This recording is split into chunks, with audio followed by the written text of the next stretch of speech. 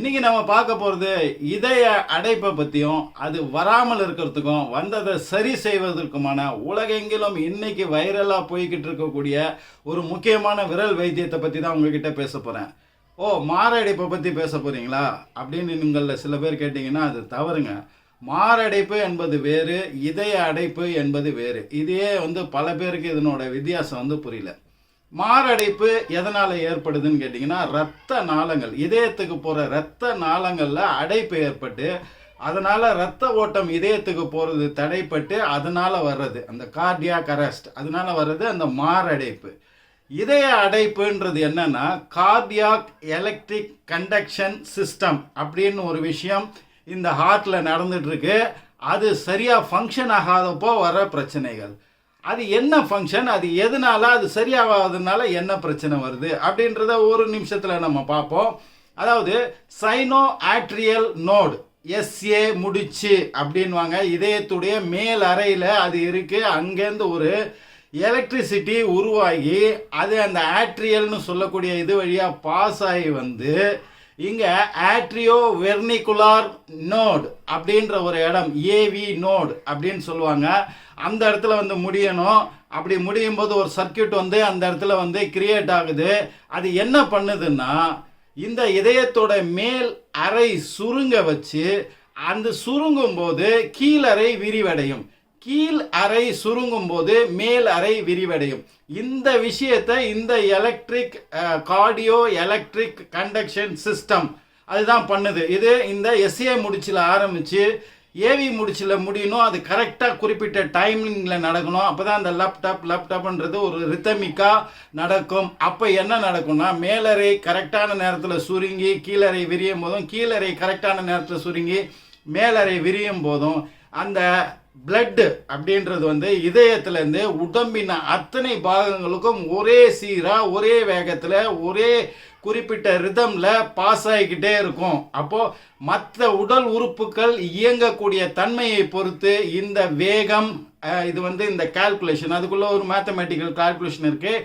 இந்த ஒட்டுமொத்த calculation miss ஆகும்போது உங்களுக்கு இர்ரெகுலராக அந்த ஹார்ட் பீட், விட்டு விட்டு இதய துடிப்பு, இல்லை கம்மியான இதய துடிப்பு, இதெல்லாம் நடக்கும்போது என்ன நடக்கும்னா உங்களுக்கு மூச்சு திணறல் ஏற்படும், மயக்கம் கூட வரும். உங்களுக்கு நெஞ்சில் ஒரு வலி ஏற்படும், ஃபட்டிக் ஏற்படும், ஒரு நோசியான்னு சொல்லக்கூடிய அந்த வாமிட் வர்ற மாதிரி ஃபீலிங் ஏற்படும், ஓவர் டயர்ட்னஸ் ஏற்படும், எதை பார்த்தாலும் ஒரு எரிச்சலாக இருக்கும். உங்களுக்கு பெயின், நெஞ்சு வலி வர ஆரம்பிக்கும். இது எல்லாம் போக உங்களுக்கு கார்டியாக் அரெஸ்ட் வர்றதுக்கு கூட வாய்ப்புகள் இருக்கு.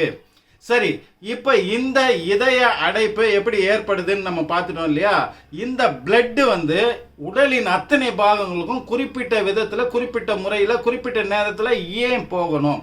ரத்தத்தில் உள்ள சத்துக்கள் அத்தனையும் உடலில் உள்ள அத்தனை பாகத்துக்கும் கொண்டு சேர்ப்பது இந்த பிளட்டு தான். அதில் உள்ள ஹீமோகுளோபின் இந்த நுரையீரலோட அதோட கேபிலரிஸ் வழியாக அது உறிஞ்சக்கூடிய ஆக்சிஜனை ரத்தத்துக்கு எடுத்துகிட்டு போயிட்டு அது ஹீமோகுளோபின் வழியாக உடம்பினுடைய அத்தனை பாகங்களுக்கும் கொண்டு போய் சேர்க்கணும். நமக்கு எப்படி சுவாசம் முக்கியம்னு நினைக்கிறோமோ, உடலில் உள்ள அத்தனை பாகங்களுக்கும் ஆக்சிஜன் போய் சேர்ந்தாதான் அதுக்கான எனர்ஜி, அது உயிர் வாழும், அது வேலை செய்யும். அப்போ இவ்வளவு முக்கியமான அந்த ஹார்ட்டினுடைய அந்த ஃபங்க்ஷன், அதில் அந்த கார்டியோ எலக்ட்ரிக் கண்டக்ஷன் சிஸ்டம் சரிவர வேலை செய்யலைன்னா உங்களுக்கு ஒட்டு மொத்தமாக எல்லா உடல் உறுப்புமே சரிவர வேலை செய்யாது. அதனால இது ஆரம்ப கட்ட நிலை, அடுத்த நிலை, அடுத்த நிலை, அதாவது first degree, second degree, third டிகிரின்னு நிறைய நிலைகள் இருக்குது. ஃபர்ஸ்ட் டிகிரியில் நமக்கு அதனோட விளைவுகள் தெரியவே தெரியாது. அடுத்தடுத்த நிலைகளுக்கு போகும்போது அது இன்னும் ஆபத்தை விளைவிக்கக்கூடியதாக இருக்கும். சரி, இது வராமல் இருப்பதற்கும் வந்துருச்சுன்னா அதை தடுப்பதற்கும் என்ன ரொம்ப ரொம்ப முக்கியம்? இப்போ இந்தியாவில் இந்த இதய அடைப்புன்றது அதிகமாக பரவிக்கிட்டு இருக்கு, அதிகமான பேருக்கு வந்துக்கிட்டு இருக்குன்னு சொல்கிறாங்க. குழந்தைகளுக்கே அது மாதிரியான விஷயம் வந்துட்டு இருக்கிற மாதிரியும் டாக்டர் சொல்கிறாங்க. ரொம்ப ரொம்ப சிம்பிளுங்க. இதுக்காக நீங்கள் பெரிய பெரிய வைத்தியம்லாம் பண்ண தேவையில்லை. சிம்பிளாக இப்போ நம்ம பண்ணுற 3 விஷயம், இதை நல்லா நோட் பண்ணிட்டு பண்ணுங்க. இந்த வீடியோவை நிறைய பேருக்கு ஷேர் பண்ணுங்க. ஓகே, த ஃபர்ஸ்ட் திங் என்னன்னு கேட்டிங்கன்னா, இந்த கை விரல். இந்த கை விரல் இப்போ நம்ம சொல்ல போகிறது விரல் வைத்தியம். விரல் வைத்தியம்னா இதில் ஆயிரக்கணக்கான மேக்னெட்டோ ரிசப்டார்ஸ் இந்த கைகளில் இருக்குது. ஏகப்பட்ட அக்யூப்ரெஷர் புள்ளிகள் நிறைய இருக்கிறது கைகளில் தான். இந்த கைகள் தான் மூளையோடைய பிட்யூட்டரி கிளாண்டோடையும் மற்ற விஷயங்களோடையும் டைரக்டாக கனெக்ட் பண்ணப்பட்டிருக்கு 2 பாதைகள் மூலமாக. இதில் வந்து 4 எனர்ஜி பாதைகள் வந்து உடலெங்கும் கனெக்ட் பண்ணப்பட்டிருக்கு. அதாவது பாடி மெரிடியன் அப்படின்னு சொல்லுவாங்க.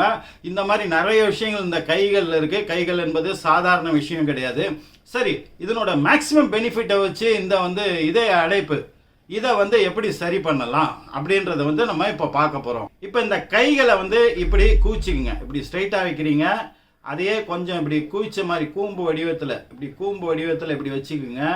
இப்படி வச்சுக்கிட்டு இந்த முறையில் தான் இப்போ நம்ம பண்ண போகிறோம். ஃபஸ்ட்டு வந்து இது 2 கைகளையும் வச்சுக்கிட்டு இதை வந்து கிளாப் பண்ண போகிறோம். கிளாப்னா ரொம்ப வேகமும் இல்லாமல் ரொம்ப கம்மியும் இல்லாமல் ஒரே சீராக ஒரு குறிப்பிட்ட கணக்கில் 9 அப்படின்ற நம்பரை ஞாபகம் வச்சுங்க. சீன பாரம்பரிய மருத்துவத்தில் அவங்க 9 தான் சொல்கிறாங்க. சரி, இப்போ 9 முறை நம்ம கிளாப் பண்ணுவோமா? 2 3 4 5 6 7 8 9 முடிஞ்சிச்சிங்களா? ஓவர். அடுத்தது இந்த கையோடைய இந்த பள்ளமான இந்த மடக்கிற இடம், இந்த பள்ளம் இருக்கு இல்லையா, இந்த இடத்துல இந்த கை விரல்கள் இப்படி குவிக்கப்பட்டு அந்த இடத்துல இப்படி வைக்கணும். இப்படி வச்சு 9 முறை இப்போ நீங்கள் பண்ணோம். 1 2 3 4 5 6 7 8 9 ஓகேங்களா? அதே மாதிரி இந்த பக்கம் இந்த பள்ளம் இந்த குமிச்சு 1 2 3 4 5 6 7 8 9 முடிஞ்சிச்சிங்களா? 2வது விஷயம் முடிந்து விட்டது. இப்போ மூன்றாவது வந்து இந்த கையை எடுத்து இந்த பின் மண்டைக்கு பின்னாடி பிடரி பக்கம் இப்படி வச்சுக்கணும். வச்சுக்கிட்டு இந்த விரல் இப்படி குவிக்கப்பட்டு இந்த இடத்துல இந்த பொசிஷன் இந்த இடத்துல வந்து இப்படி 1 2 3 4 5 6 7 8 9 முடிஞ்சிச்சிங்களா? அதே மாதிரி இந்த பிடரியின் பக்கம் இந்த கை குவிக்கப்பட்டு 1 2 3 4 5 6 7 8 9 முடிஞ்சிச்சிங்களா? இப்போ இது ஒரு சைக்கிள். இந்த மாதிரி 9 முறை. இப்போ நம்ம ஒரு முறை பண்ணிட்டோம். நீங்கள் அடுத்தது 8 முறை நீங்கள் பண்ணணும். நல்லா தெரிஞ்சுக்கிங்க. ஃபஸ்ட்டு இது 9 முறை, இந்த பக்கம் 9 முறை, இந்த பக்கம் 9 முறை, இந்த பக்கம் 9 முறை, இந்த பக்கம் 9 முறை. இது ஒரு சைக்கிள். இது மாதிரி 9 முறை. இது பண்ணக்கூடிய பெஸ்ட்டு டைம் என்ன சொல்கிறாங்கன்னா, காலை 11 மணிலேருந்து 1 மணிக்குள்ளே. அப்படி உங்களுக்கு அந்த நேரம் கிடைக்கலன்னா நீங்கள் சூரியன் மறைவதற்கு முன்னாடி எந்த நேரத்தில் வேண்டுமானாலும் இதை நீங்கள் பண்ணலாம். பெஸ்ட்டு டைம் வந்து அந்த 11 to 1ன்றது. இது ஒரு நாளைக்கு 1 முறை அல்லது 2 முறை பண்ணுவது மிக சிறந்தது. எத்தனை நாளைக்கு பண்ணணும்னா, தினம் பண்ணுறது நல்லது. உங்களுக்கு அந்த ஃபட்டிக்கு, சோர்வு, அந்த ஒரு இப்போ எதை பார்த்தாலும் ஒரு வெறுப்பு, சுறுசுறுப்பின்மை, படித்ததெல்லாம் ஞாபகம் இல்லாதது, மறதி எல்லாமே உங்களுக்கு போயிடும். வெறும் இதே அடைப்புக்கான க்யூர் மட்டும் இது கிடையாது. முக்கியமாக இந்த கழுத்து பகுதியும் இந்த இடுப்பு பகுதியில் உள்ள வலிக்கும் இது மிகச்சிறந்த நிவாரணமாக இருக்குன்னு சொல்லிட்டு இதை இதய அடைப்புக்காக ப்ராக்டிஸ் பண்ணுறவங்க நிறைய பேர் ஃபீட்பேக் கொடுத்துருக்காங்க. இந்த செய்தியை நீங்கள் நிறைய பேருக்கு கொண்டு போய் சேர்க்கணும். அடுத்து கைத்தட்டல் கிளாப்பிங் தெராப்பி அப்படின்றத பற்றி நம்ம பேச போகிறோம்.